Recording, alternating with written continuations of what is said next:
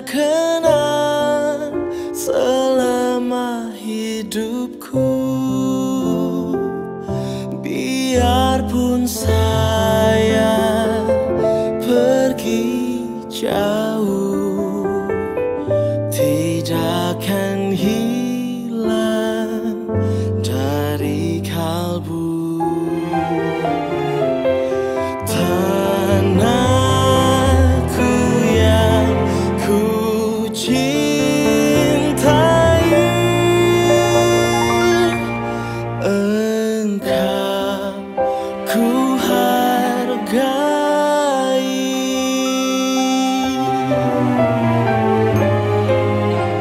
Islam itu tinggi mulia, ya, dan Islam melarang dari semua tindakan melawan atau makar melawan negara dan lain sebagainya, ya. Jadi KTP-nya Muslim, sehingga radikal terorisme itu sejatinya adalah fitnah bagi Islam, ya. Radikal terorisme mengatasnamakan Islam adalah fitnah bagi Islam. Kenapa? Tindakan perbuatannya melanggar dan bertentangan dengan nilai-nilai Islam yang rahmatan lil, yang mewajibkan kasih sayang, yang mewajibkan akhlakul karimah, mewajibkan hubul waton minal iman, cinta tanah air dan bangsanya, mewajibkan mentaati, menghormati, ya, negara, pemerintah maupun pemimpinnya yang sah. Dan mereka tidak seperti itu. Oke. Catat surat Sad ayat 72. Yang non muslim mengikuti aja, nanti kamu juga akan vaksin. Nah, oke, surat Sad ayat 72. Fa'idha sawaituhu wa nafahtu fihim mir ruhi faqa'u lahu sajidin. Ya, Al-Quran bukan Alkitab. Panas banget. Setelah aku sempurnakan kejadian ada manusia, janin bayi kita masing-masing, kita manusia 4 bulan menurut medis sudah sempurna. Artinya sempurna apa? Ada kepala, ada kaki, ada tangan, ada badan, betul? Betul. Fihi min ruhi, kata Allah, kutiupkan ke dalamnya rohku, kata Allah. Pertanyaannya, yang meniupkan roh pada setiap manusia ini Tuhannya sama atau beda? Sama, oke? Itu yang namanya Qul huwallahu. Katakan Tuhan itu Esa, ketuhanan yang maha Esa. Orang Islam nyebut Allah, orang Kristen nyebut Yesus, Bapa Allah. Orang Hindu menyebut ide Sang Yang Widi Wase. Orang Yahudi menyebut Yahweh. Orang Buddha menyebut Tien. Ya. Brigjen Ahmad Nur Wahid orangnya satu. Anak-anakku nyebut aku apa? Manggil aku apa? Bapak. Beliau manggil Jenderal atau mungkin Pak Din. Anggota saya di Densus manggil komandan, ya. Kalau di BNPT manggil direktur. Anak saya manggil papa, istri saya manggil saya. Iya. Nah, orangnya satu, panggilannya beda-beda, perlakuannya beda-beda. Kan tidak mungkin kalian memperlakukan saya sama dengan istri saya memperlakukan saya, kan bahaya, betul lah. Nah, sama. Yang meniupkan roh pada setiap diri anak Adam, manusia adalah Tuhan yang Maha Esa, di mana setiap orang atau setiap firqah, setiap agama menyebutnya beda-beda. Oke. Setelah ditiupkan oleh Allah, Allah perintahkan faqa'u lahu sajidin. Maka semua makhluk sujud. Ya. Iblis, pimpinannya para malaikat sujud. Semuanya sujud. Kata Allah, ilah iblis, kecuali iblis gak mau sujud. Kenapa? Karena sombongnya, merasa dirinya paling benar, paling mulia, diciptakan dari api, paling hebat. Kenapa? Adam ini siapa? Diciptakan dari tanah. Kata iblis, gua ini ahli surga, gua ini penghuni surga, pimpinannya para malaikat, ahli bertasbih, bertauhid. Iblis itu takutnya sama Tuhan. Karena sombongnya tidak mau mengikuti perintah Allah, tidak mau sujud, tidak mau menghormat sama Adam, maka dilaknat kafir oleh Allah. Betul? Oke. Kemudian setelah 9 bulan, rata-rata 9 bulan kan banyak janin bayi, betul? Kalau saya sudah 9. Benar, ada ceritanya, makanya sempat jadi teroris. Itu nanti cerita. Nah, setelah itu lahirlah bayi. Ya. Bisa nggak kita memilih harus lahir dari agama apa, dari bangsa apa, dari suku apa, atau dari orang tua seperti apa? Bisa nggak pilih? Kalian yakin yang Muslim akan menjadi Muslim atau Muslimah saat ini? Kalau kalian dilahirkan di Vatikan sana atau mungkin di Eropa, yakin nggak? Yang Kristen juga belum tentu akan Kristen kalau dilahirkan mungkin orang tuanya Pak Haji, atau dilahirkan di Arab Saudi yang orang tuanya Muslim.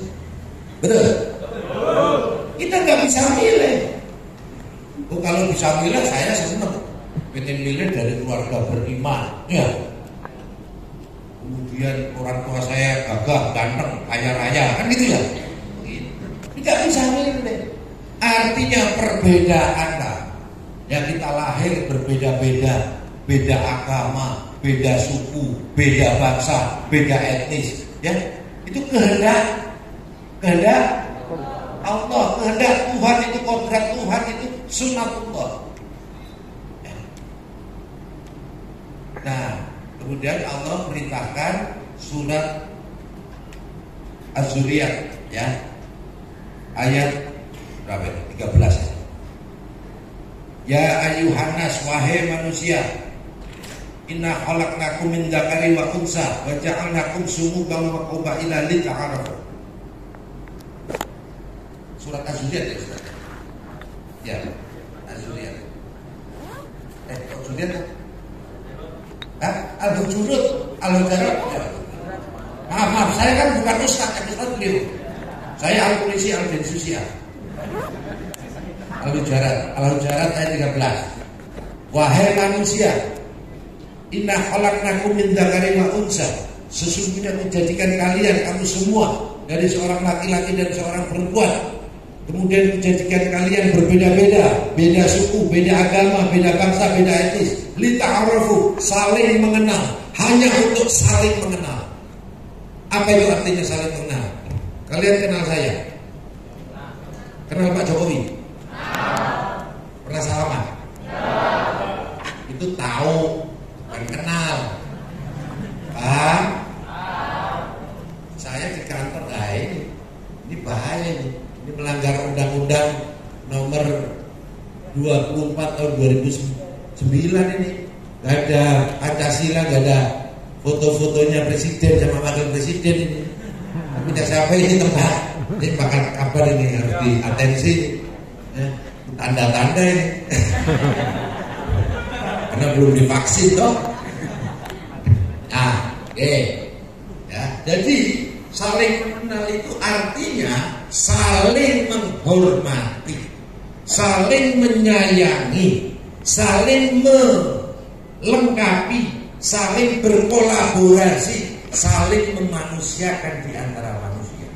Barang siapa tidak menghormati manusia, maka akan dilaknat kafir oleh Allah sebagaimana iblis. Iblis itu penghuni surga, pimpinannya para malaikat, ahli bertasbih, ahli bertauhid, tidak mau menghormat manusia, dilaknat kafir oleh Allah. Apalagi kita manusia tidak menghormati sesama manusia yang berbeda, maka kita pun akan dilaknat kafir. Betul? Sekarang saya tanya, Tuhannya orang Islam sama Tuhannya iblis sama atau beda? Yang beda katakan. Nah, vaksin sudah masuk. Iya, itu namanya ajaran tauhid. Tuhan di alam semesta itu satu, tunggal esa. Tuhannya orang kafir, Tuhannya orang ateis, Tuhannya alam semesta, Tuhannya iblis, Tuhannya siapapun dan esa. Semuanya yang menciptakan Tuhan yang sama. Betul? Nah, berarti satu vaksin. Kemudian untuk lita'arufu, saling mengenal, saling menghormati, ya. Itu wajib nggak?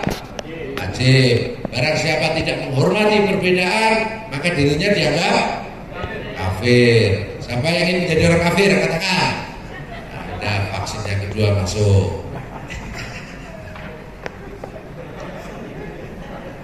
Paham ya? Nah, sekarang yang terakhir.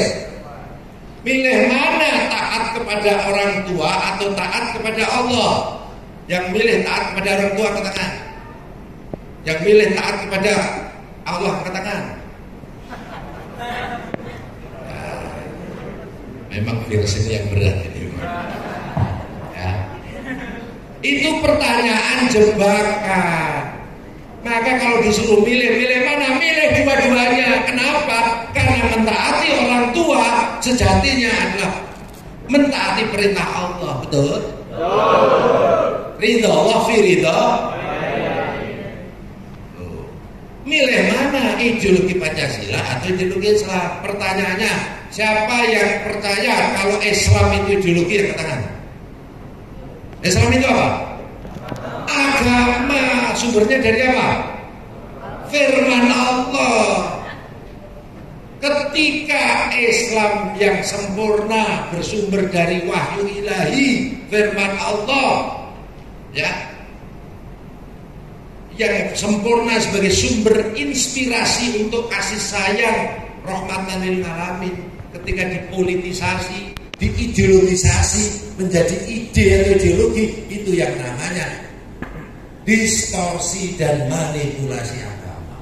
Ini yang dikatakan oleh para ulama yang tergabung dalam konferensi internasional di Kairo ataupun di mana di Jeddah, mendefinisikan radikalisme Islam ini adalah paham atau ideologi yang dibangun di atas manipulasi dan distorsi agama. Paham? Jadi pilih mana, ideologi Islam atau ideologi Pancasila? Jawabnya apa? Pancasila, karena Islam bukan ideologi. Islam adalah ad-din, agama. Dan Pancasila adalah digali dari nilai-nilai luhur Islam, nilai-nilai luhur agama dan budaya Nusantara. Barang siapa mengamalkan Pancasila, sejatinya mereka mengamalkan agama. Kenapa? Karena semua sila dalam Pancasila adalah perintah Allah di dalam agama, perintah Tuhan dalam seluruh kitab suci. Betul? Ketuhanan yang Maha Esa, Al-Qur'annya apa? Kemanusiaan yang adil dan beradab, memanusiakan di antara manusia, wajib enggak? Perintah Allah enggak? Banyak dalilnya, salah satunya tadi wa ja'alnakum syu'uban wa qabaila lita'arafu, saling mengenal. Betul? Persatuan Indonesia, perintah Tuhan apa? Wa tasmu bihablillahi jami'an wa la tafarraqu, bersatulah dalam kebenaran, bersatulah ya di dalam keadilan, bersatulah dalam tali Tuhan yang sama. Tuhan kita sama atau beda? Kerakyatan yang dipimpin oleh hikmah kebijaksanaan dalam permusyawaratan perwakilan, wa amruhum syura bainahum, suruh musyawarah untuk mufakat, perintah Tuhan bukan? Keadilan sosial bagi seluruh rakyat Indonesia, berdebut itu suratnya, ya. Kewajiban untuk menegakkan keadilan, amar ma'ruf nahi munkar, apalagi kalau sering Jumatan itu, ya. Ibadat Allah, inna Allah ya'muru bil 'adli wal ihsan. Wah, banyak sekali. Artinya mengamalkan Pancasila sejatinya mengamalkan agama, meskipun Pancasila bukan agama. Paham? Nah, yang non Muslim, betul nggak dalam Alkitab? Betul. Tuhanmu sama Tuhan Bapak sama atau beda? Sama. Sama atau beda? Tuhanmu sama Tuhannya iblis sama atau beda? Sama. Udah vaksinnya udah. Nah, ini ketemu dengan oknum-oknum penceramah, udah mulailah ya. Melawan Pancasila sama aja melawan agama. Paham? Tadi apa lagi ya pertanyaannya? Saya nyebar vaksin, nyebar virus, takutnya lupa vaksin lagi. Nah, Membela negara ya sama dengan membela agama. Karena membela negara adalah perintah Allah di dalam agama, perintah Tuhan kita bersama di dalam agama maupun kitab suci. Oke? Hubbul watan minal, mencintai tanah air dan bangsanya adalah bagian dari iman. Kenapa? Karena agama itu ya bertujuan untuk apa? Untuk melindungi jiwa, untuk melindungi harkat dan martabat peradaban manusia, untuk melindungi harta benda, untuk melindungi apa lagi? Kehormatan, ya, untuk melindungi apa lagi? Agama itu sendiri. Maka kalau negara hancur, maka agama pun akan hancur. Betul? Berarti kalau kita mencintai tanah air, membela tanah air, ya, itu bagian daripada jihad fisabilillah di dalam rangka menegakkan agama. Betul? Hizbut Tahrir, tahu? HTI. Pusatnya di mana? Jakarta.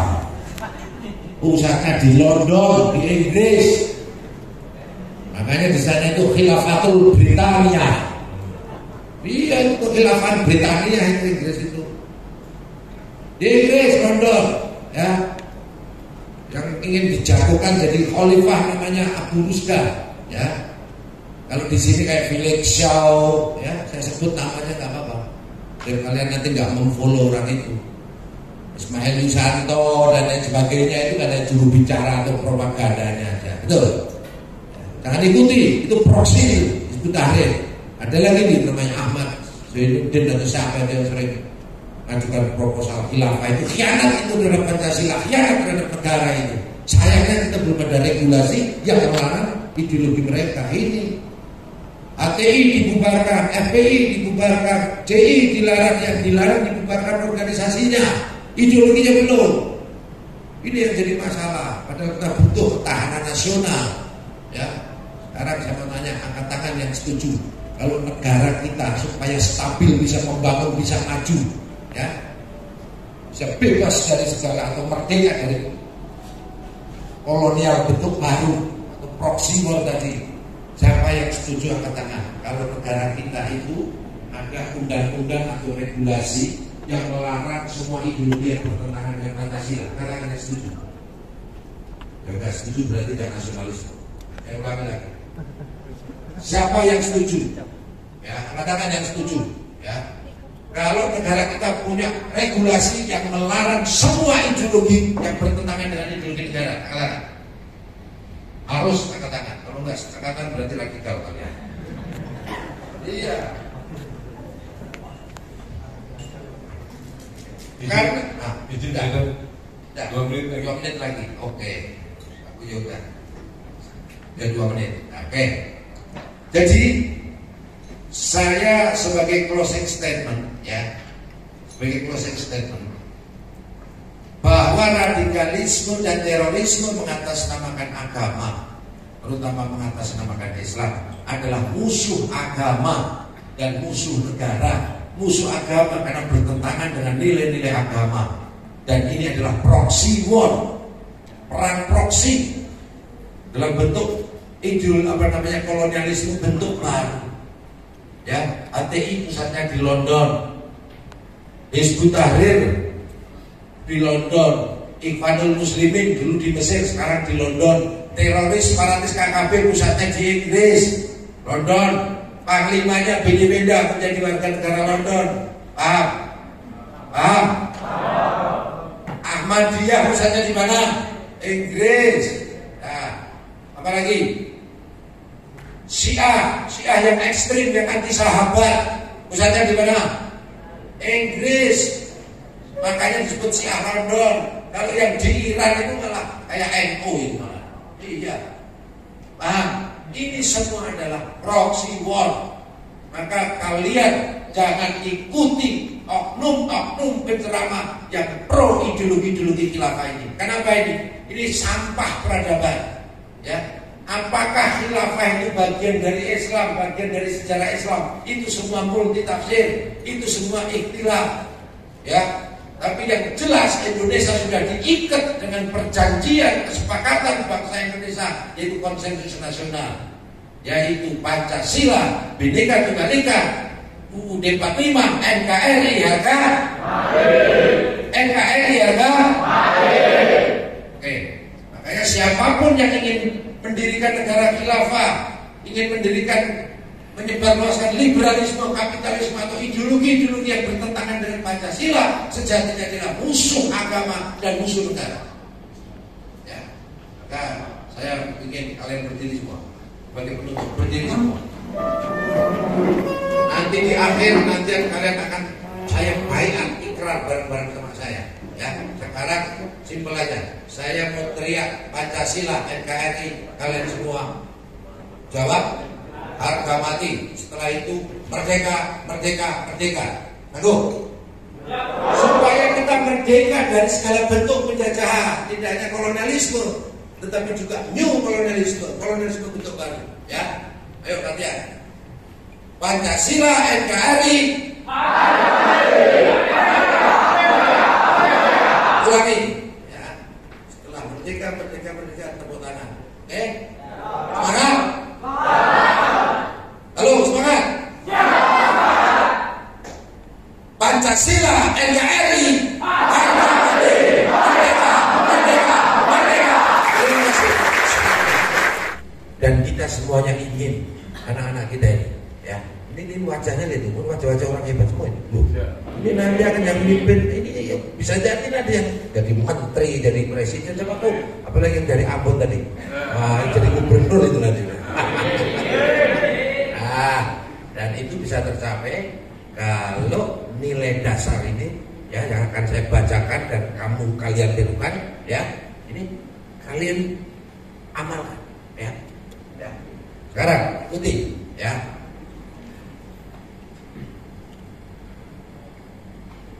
Mari kita istighfar. Yang non muslim ikuti aja, ya nggak apa-apa. Ya kalau nanti ada syahadatnya nggak apa-apa, ya sesuaikan aja. Sesuaikan aja. Kami itu dalam artian makna ada 3. Silmi salam salama. Silmi berserah diri. Leon, kamu wajib nggak agamamu mewajibkan untuk berserah diri pada Tuhan nggak?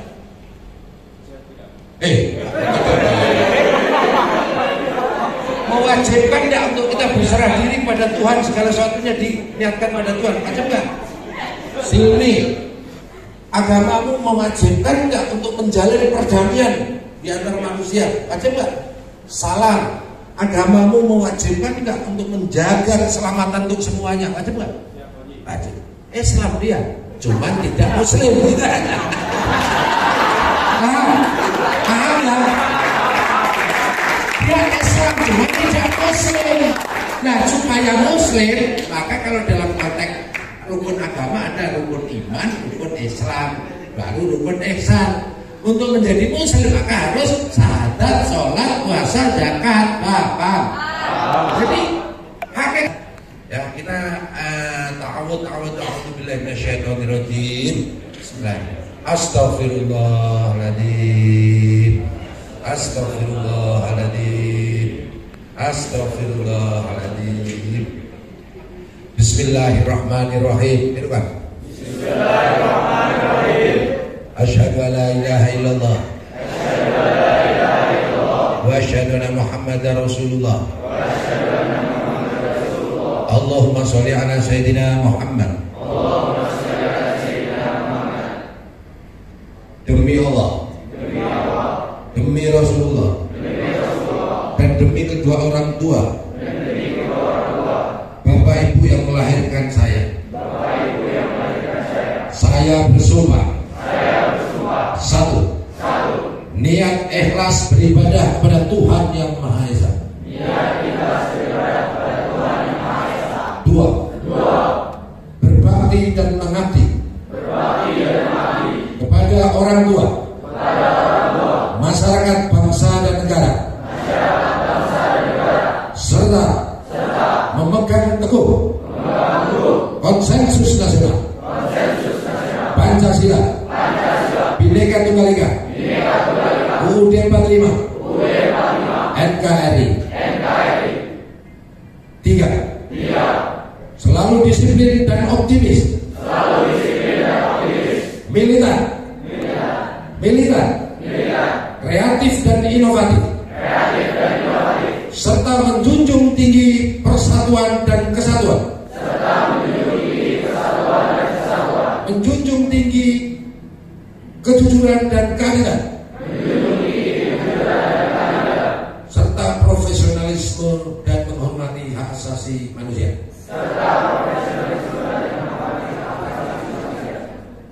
Empat, rendah hati dan tidak sombong. Respek, memberi solusi, serta peduli terhadap sesama. Lima, taat dan patuh kepada pemimpin dan hukum. Merdeka! Merdeka! Merdeka! Terima kasih. Bendera kebencian kepada koalisinya, kepada orang-orang yang berbeda pendapat dengan kita. Apakah bisa? Nggak bisa. Ya, butuh perjalanan jauh.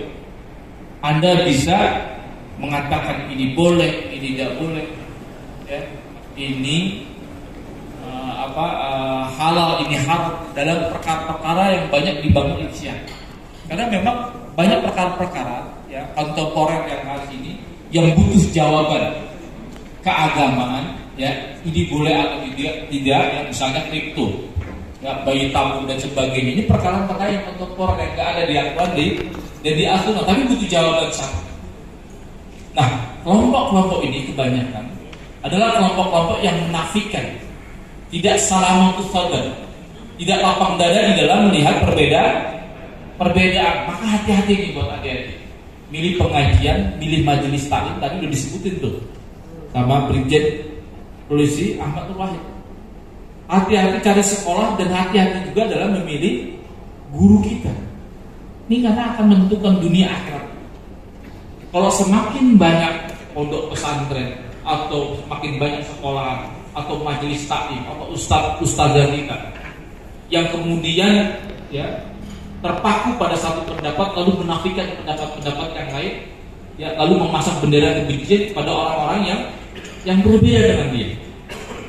Karena kebanyakan para teroris itu kebanyakan berasal dari madrasah intoleransi. Jadi ada 3 tahapan ya orang untuk bisa menjadi teroris. Saya dulu di Polres Depok. Ya. Itu pertama-tama nggak ujuk-ujuk main tembak sana tembak sini, bikin bom sana sini, enggak. Tapi melalui tahapan dulu, ya Bapak adik-adik bisa tanya di Polres Depok. Ya, Sofian ngapain aja kerjanya? Ya. Saya pertama nggak mau nyanyi Indonesia Raya. Kenapa? Musik Arab. Ini pengalaman kita. Ya, pokoknya apa-apa dikit-dikit beda. Mana dalilnya? Nah, 3.200 teroris yang ditangkap oleh Densus 88 itu kebanyakan berasal dari madrasah ini. Madrasah intoleran. Seorang teroris sudah pasti intoleran dan sudah pasti dia radikal. Tetapi seorang radikalisme, ya, dan seorang intoleran belum tentu jadi teroris. Tapi 3.200 teroris yang ada di Indonesia yang sudah ditangkap oleh Densus 88 itu berasal dari madrasah ini. Makanya hati-hati adik-adik ini ikut pengajian. Betul apa yang dikatakan oleh Yusuf Qaradawi dalam bukunya Fiqhul Maqasid, bahwa biang daripada ekstremisme, biang daripada radikalisme itu adalah literasi beragama, terpaku pada satu pendapat zahir. Ya. Contohnya apa? Contohnya misalnya begini adik-adik. Di sini ada nggak yang ikut pengajian Salafi Wahabi? Ada hadis bunyinya begini. Ma asfala minal ka'bain minal izari kafina. Ini hadis Bukhari, hadisnya sahih. Ya. Barang siapa apa yang di bawah mata kakimu dari kain sarung minal izari kafina, maka pelakunya ada di neraka. Ya. Dari hadis ini banyak saudara-saudara kita bikin komunitas Pak, namanya Tanah Cungkrang. Nah, Tanah Cungkrang. Hadis ini bersifat mutlak. Bikin banner. Di Facebook ada Pak, di Instagram ada neraka di bawah mata kaki. Takut nggak kita ada deh? Ya boleh aja deh. Yang sesuai dengan hadis itu pakai kalau tentang silakan. Kita nggak larang. Cuma kemudian ada hadis yang punya yang lain bunyinya mengatakan man jarra thawbahu khuyala'a lam yanzurillahi ilahi yaumal qiyamah.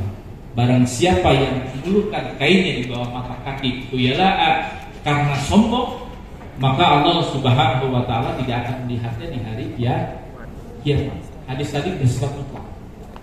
Hadis kedua dibatasi takkid, muqayyad namanya, bahwa stressingnya karena sombong. Nah, bagaimana melihat hadis yang kelihatannya kontradiktif ini? Pertama, ma asfala minal ka'bain minal izari fafina. Siapa saja yang di bawah mata kaki maka di neraka. Lalu yang kedua menyebutkan kata ilahnya, yaitu karena sombong. Ada disertasi doktor namanya Muhammad Al-Amiri. Ya, beliau membuat sebuah buku judulnya Al-Manhaj Al-Imam Ibnu Hajar Al-Asqalani fi Tawil Al-Hadis Al-Muqaddimah. Bagaimana manhaj atau metodologi Ibnu Hajar Al-Asqalani di dalam mentakwilkan hadis-hadis yang kelihatannya kontradiktif. Kata beliau, hadis yang bersifat mutlak tadi, ma'asfala minal ka'bain, ya, siapa saja yang di bawah mata kaki maka di neraka, dia harus diikutkan hadis yang mempunyai ilatnya, yaitu ya, karena sombong manjal taubat. Artinya apa? Artinya nggak kenapa, ya, tidak mengapa, ya, nggak di atas kaki atau di bawah mata kaki selama kita tidak sombong. Dan ini sesuai dengan semangat di Al-Quran yang mengatakan wala yamshi fil ardi marah. Janganlah kalian berjalan di muka bumi ini karena itu nggak disebutin di atas. Indonesia Pancasila Indonesia NKRI